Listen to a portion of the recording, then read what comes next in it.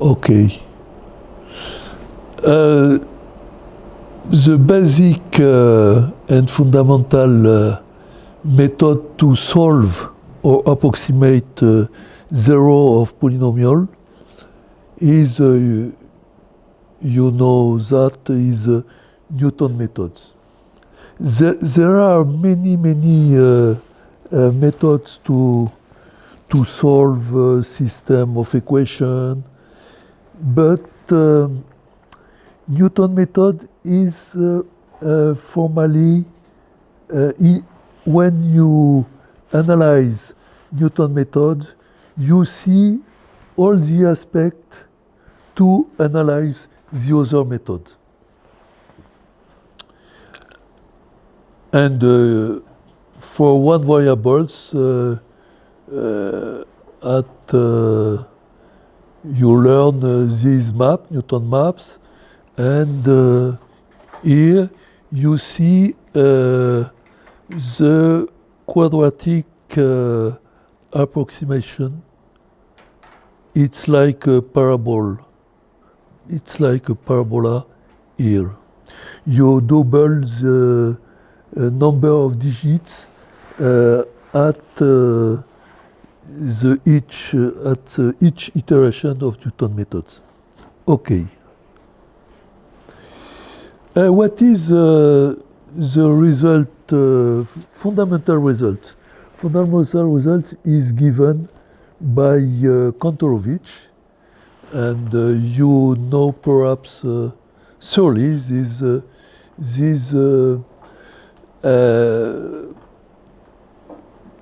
result, and this result, the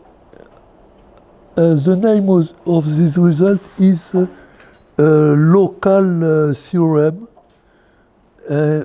which said the Newton method in the context of binary space, it's a more general context, and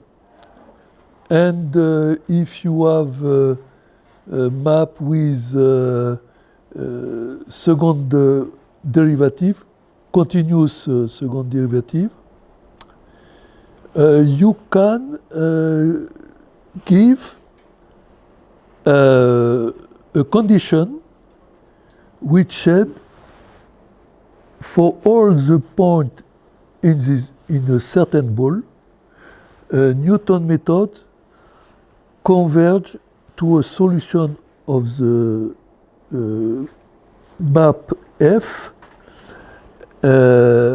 for all the points in this ball, and the convergence is quadratic. And this name is local result. There is another result which proves the existence of a root, and from a point, if you have a certain assumption, you can prove the existence of a root of F. I don't cite this result here. And the name of such type result is semi-local result. Okay. Here the condition is given with the head of you need to know the root zeta. Okay. If you have a question during the talk, you can interrupt me if you want. Okay. What is modern view concerning analytic function or polynomial function? Modern view is to replace the local here condition by a punctual condition. And it is very important because when you consider practice practical application. You need to code, and it is difficult to verify a condition on a ball, but punctual condition is more easy. And it is this aspect appears simply, but it's two guys, Mike Schub and Steve Smale, which give a local ball under a punctual condition, which imply the quadratic convergence of Newton method in a certain ball. And this condition is given with this quantity, gamma quantity, and this quantity is the maximum over all indices k, and not in a ball containing z. This condition is a punctual condition. And I give an idea of the proof. The proof, in fact, the quantity gamma is the radius of convergence of the Taylor series in a point. And you form this quantity, you perform Taylor formula in zeta, the root zeta, and you use this inequality from definition, and you prove from direct computation, you have this inequality, and this inequality, it is a lemma, and this lemma implies quadratic convergence because here you have z minus zeta to the square. Okay, and after simple mathematical induction gives the result. And the constant here provides from this inequality. Okay. The proof is very, it's like an exercise, but it's only in the 80 of the last century that Smale and Schub give this condition. Okay.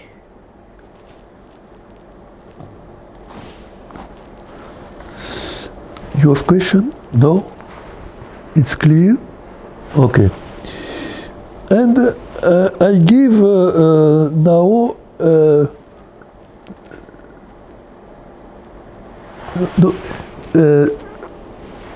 alpha theory is the descendant of Kantorovich theory, but for punctual condition. And in the same way, if we consider this function, it is a function of one variable, and this function,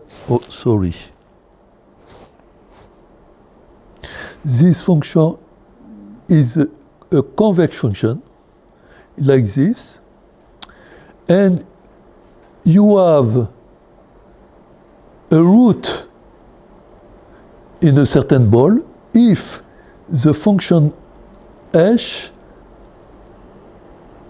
has two roots,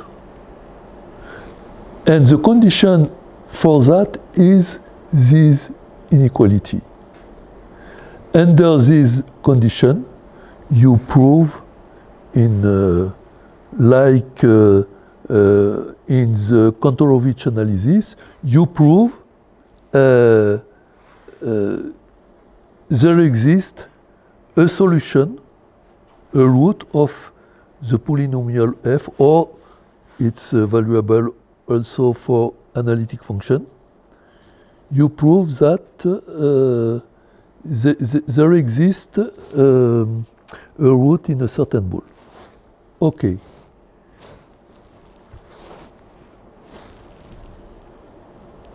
An elegant way to prove this theorem, here I develop only the first point here, is to use the Rouchet theorem. And it is not traditionally in the classical proof to use this theorem. But if you use this theorem, you see how you see the structure of this result. Why? Because you need to prove that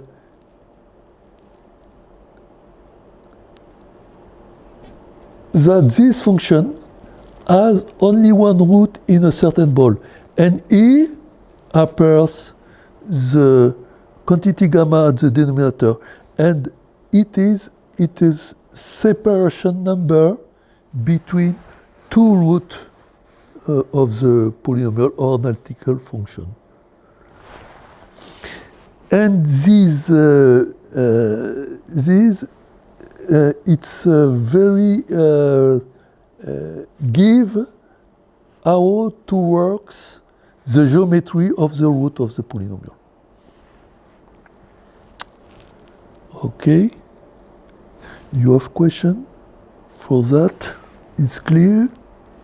Okay.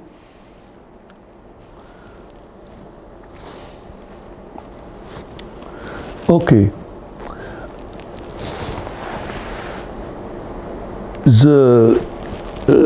This point of view is a local point of view, but there is another aspect of Newton method, is the dynamical aspect. The question is the Newton method is globally convergent? It's a negative answer. And this result is given by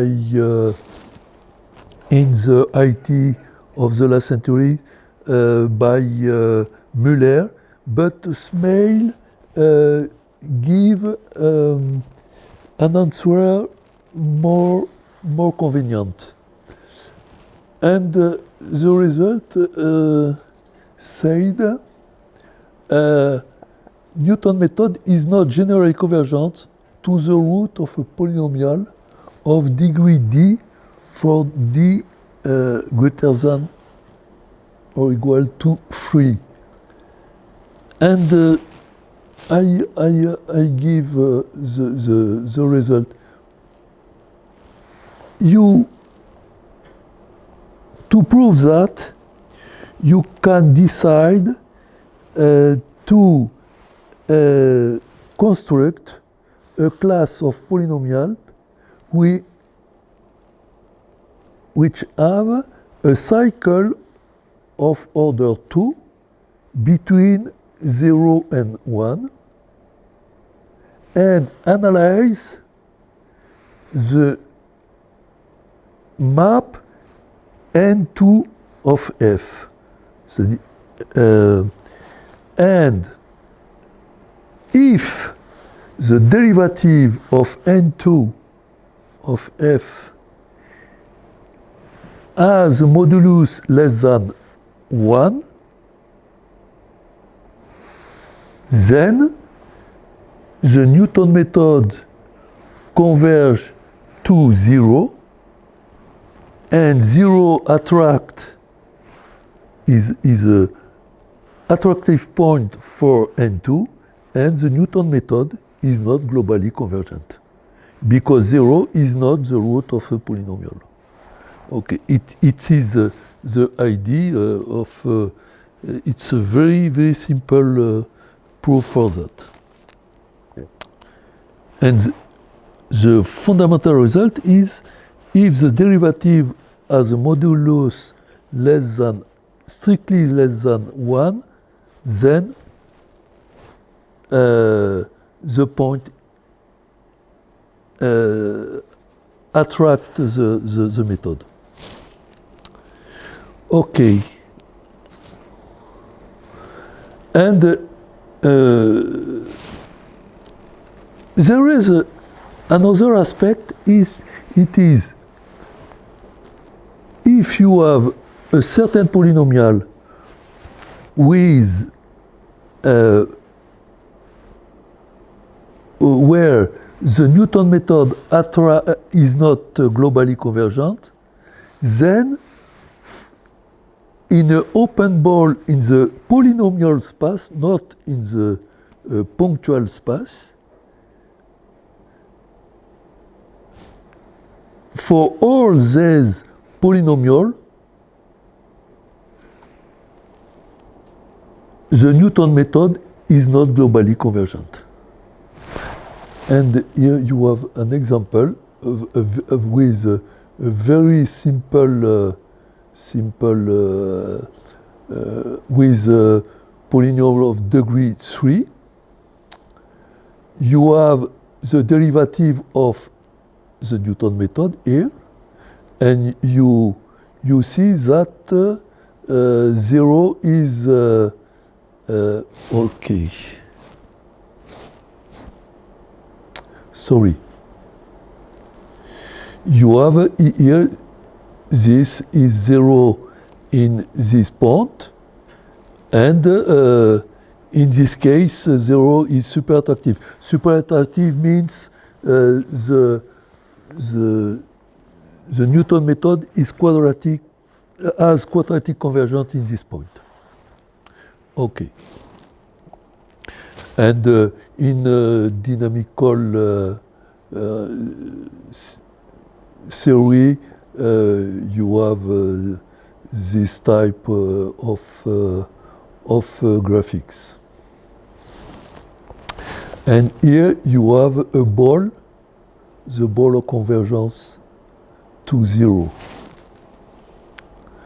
Okay? It's very fantastic, this, because it's a very simple example, and is given by Ismail. Okay.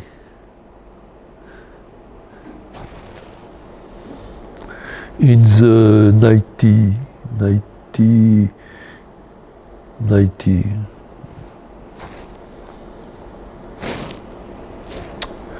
Okay.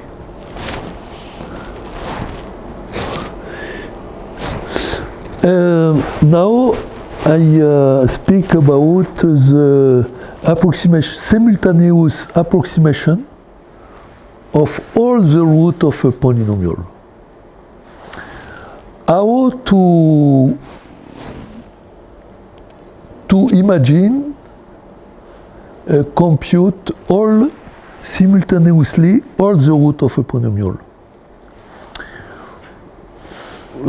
Univariate polynomial, not multivariate polynomial, not a system of polynomials equation. There is a relation between the coefficient and the root, and this relation are given by the symmetric function of the polynomial. And symmetric function, there is a symmetric function given by this expression, and if A are the coefficient of polynomial. I consider a polynomial a monic polynomial. The coefficient AD equal to 1. And if you consider this coefficient, and the system of symmetric function is given by this system here. This system has a factorial d 0. Each 0 it's permutation of is a vector of root. It's a permutation of the root in this vector here. And you consider this system of symmetric function, and you consider the Newton map associated to this system. Okay? And this system map, you need to invert the derivative. And invert the derivative is not so easy. Okay. But in this case, it's possible, and you get this explicit formula for the map. This map is the Newton map associated to the symmetric function associated to a polynomial given polynomial. Okay, and I give you an idea of how to get this formula. You compute the derivative of this system of symmetric function, and here this with z1 at signifies that z1 is not in the vector z1, zx, and so on. Okay, you have this. Next, you consider the interpolation polynomial here, and this is related by a certain van der Monde matrix. You write this polynomial, which classically verifies this equality, and it's easy to prove this equality, and you deduce that explicitly you have inverted the derivative. Okay, it's very simple if you have the idea to consider the interpolation polynomial. Okay, and next you plug this formula in the Newton map associated to the symmetric function, and we get this explicit formula. It's the idea. Okay.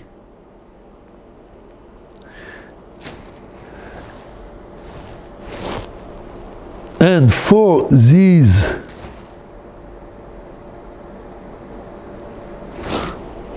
Weierstrass function, for this Weierstrass map, you have local result for the convergent and semi-local result for the convergence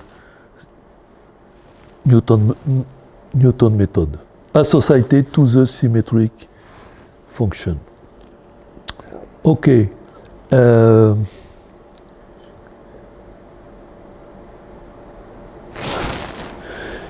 But it's fantastic to arrive to simultaneously compute all the root of a polynomial. And if you code the method and you look the numerical result, in the first impression, you said, oh, this method converge globally. And many searchers during 10 or perhaps 30 years said this method is globally convergent. And for this reason, this method is very attractive to compute simultaneously all the root of a polynomial. And you need, in fact, to analyze the dynamics of this method. Okay, and here if for instance, if you sorry, I don't see. If you consider the blue point, which are the initial point in this for this variation method, here it's the point chosen on the unit circle.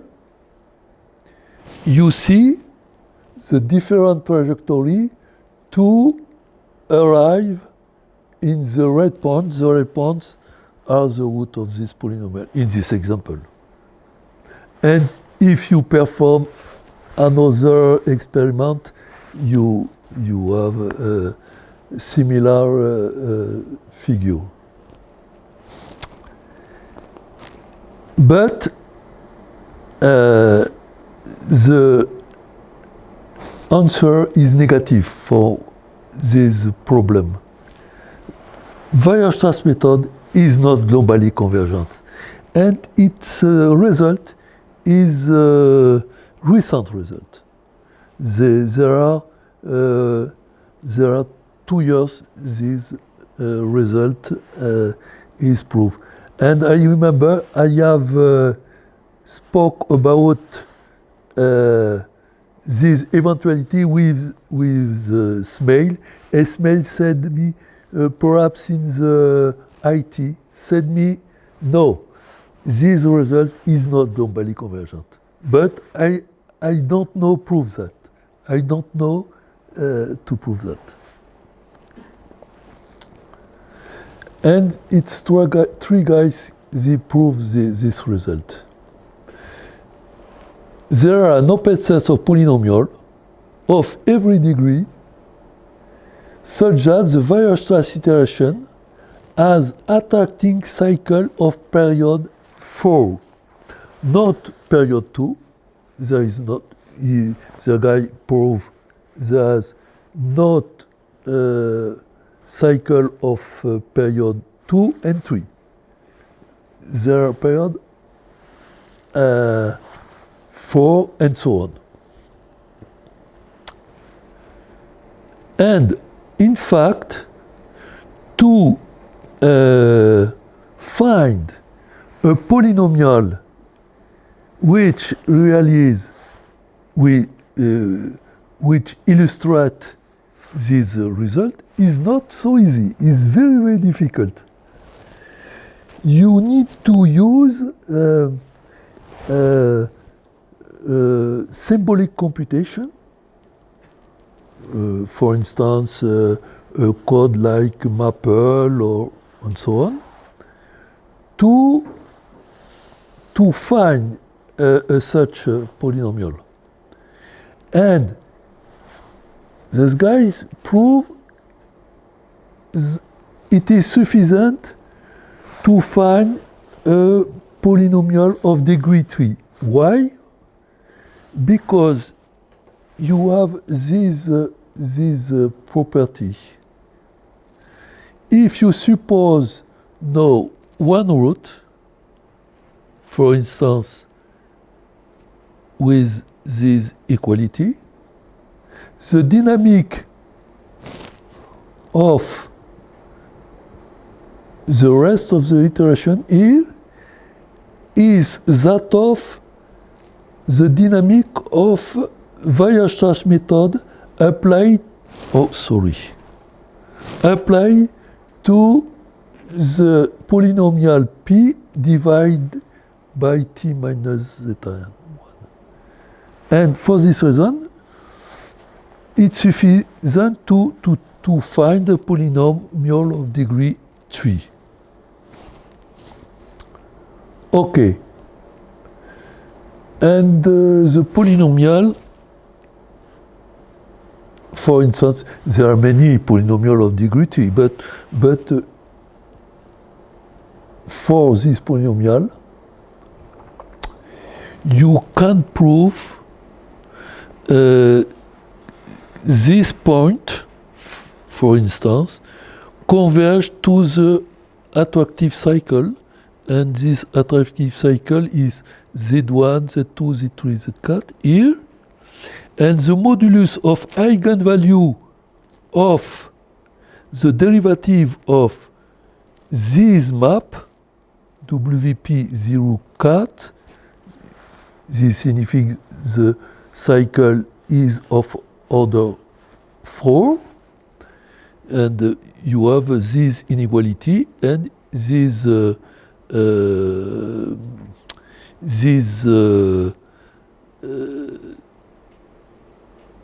point, this point is attractive for the Weierstrass method. And here in black, you have the ball where for all points of this ball, Weierstrass method does not converge. It's like in the case for Newton map on the univariate. It's very, very good, very fascinating result for me, that. Okay. You have question for that?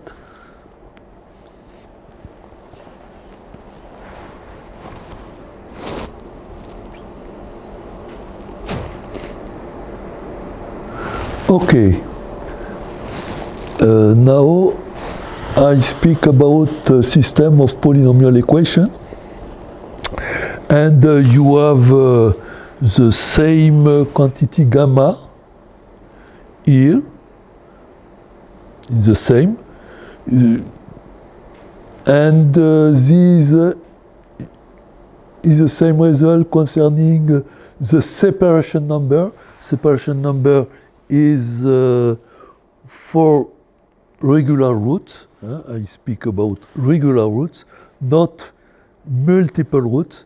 Oh, I have a remark. For the univariate polynomial, the multiplicity of a root is easily described because you have the cancellation of a certain derivative in this point. But for a system of polynomial, the multiplicity of a root is not the cancellation of all derivatives. It is geometry very, very different that in the one univariate polynomial. You need to consider the ideal generated by the system of polynomial. And with this machinery, you can define what is the multiplicity of a root. Okay. In the multivariate case, it's not so easy to describe the multiplicity. It's classical now, but it's not easily. Okay. The first question, perhaps, is how many isolated root, has a system of n equation, n polynomials, and n variable. But there is a more convenient to consider consider homogeneous polynomial. It is to say all the monomials are the same degree. And for geometric reason, it's more easy to consider homogeneous polynomial than affine polynomial. And the Bézout theorem said if a system of polynomial f is not singular,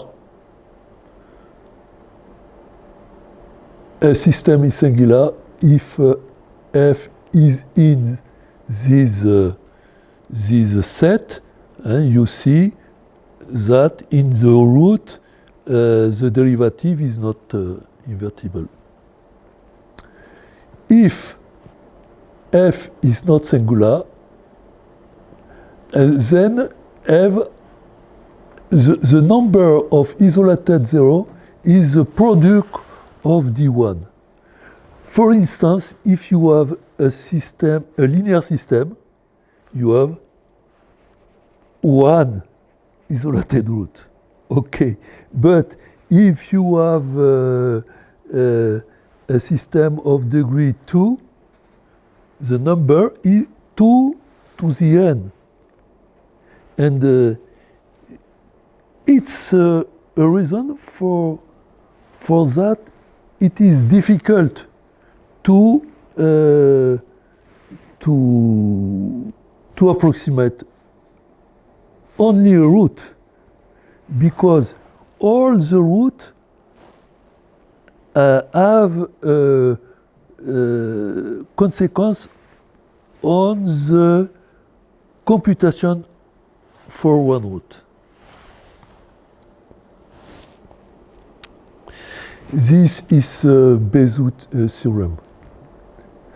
And this theorem is a short version of Bézout theorem. There is an extended version in the case where you have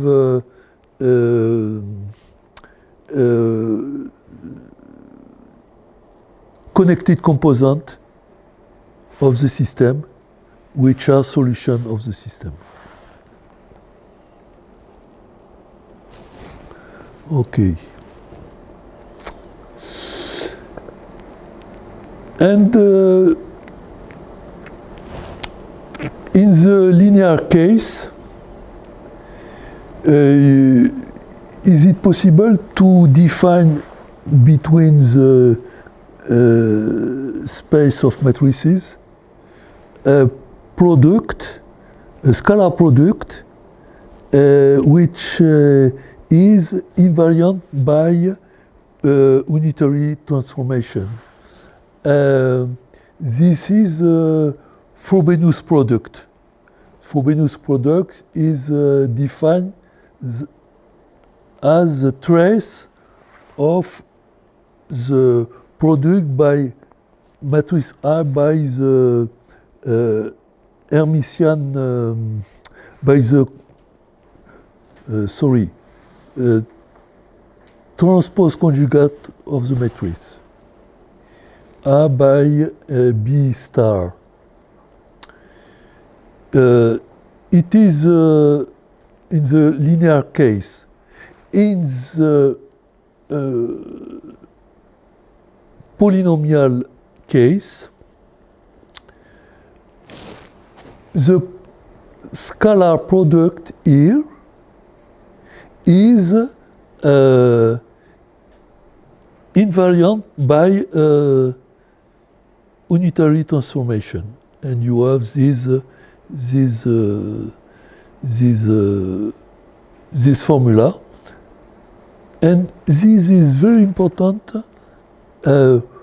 First for geometric reason, and in the technical computation, when you need to perform a computation of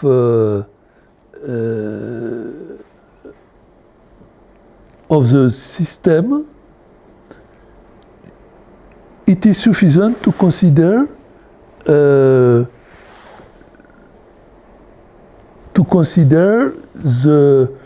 to prove the result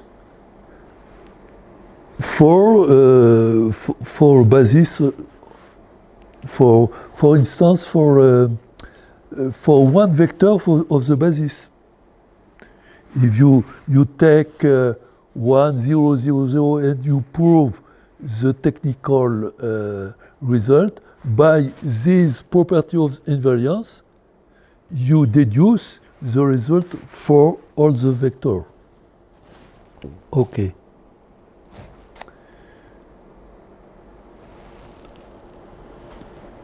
And the application of that is, in the linear case, there is a result. Perhaps you know this result. This result said if the condition number of this matrix is related at the Frobenius distance between the matrix A and the set of the